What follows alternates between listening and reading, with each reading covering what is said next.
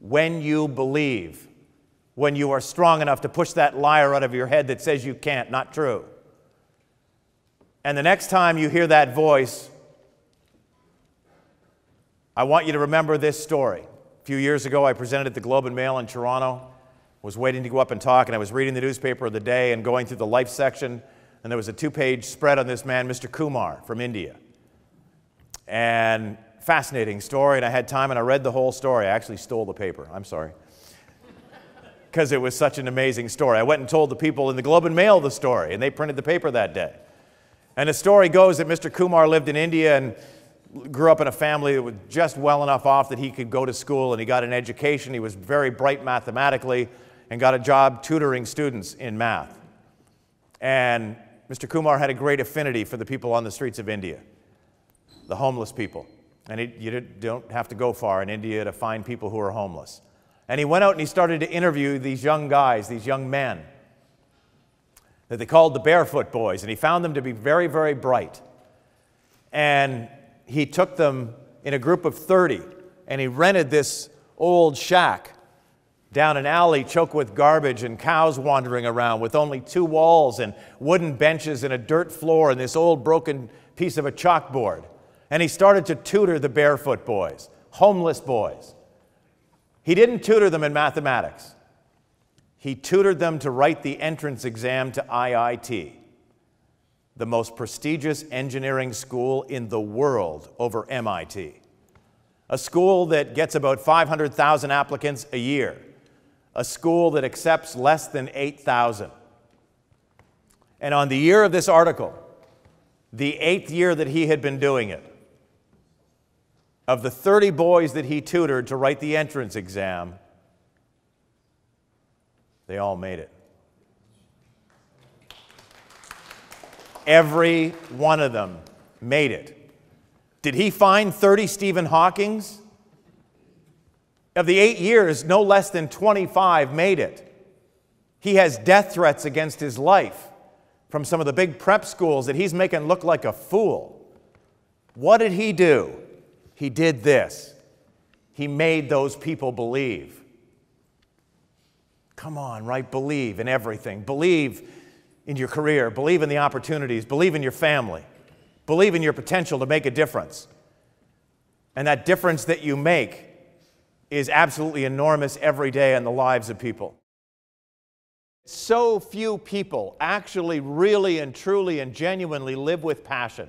How many people agree with that? Like wake up every day. I'm not talking about, yeah, I have a good job. I'm talking about waking up in the morning and go, yes. It's the story of the drill. I go to Home Depot and I buy this drill. Right? Variable speed, 3/4 inch. Home Depot, right? Smells like wood and it's full of tools. It's a spa for men. But I pay for it and I'm driving home and I open the bag and I look in it and I go, oh, that was the stupidest thing I've ever done.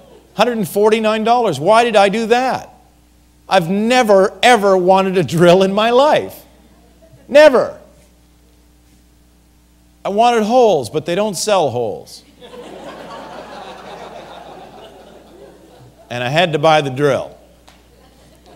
Make certain that you understand what the holes are your people are looking for. The holes are the experiences. Here's a question I've been asking audiences for 12 years, and I'll ask you, audience participation. Here's the question. If I set a goal, find out what's necessary to achieve it, begin to invest in the activity, and I don't stop, is pretty much any goal possible? Who believes that to be true? Awesome. Gotcha. You just told me you can have anything short of being center for the Knicks. Right? If you don't stop. But people don't achieve their goals, then they stop, right? True or true? Yeah. So let's examine an example of this, which is an absolute replication of the identical process for every one of us when we don't achieve a goal.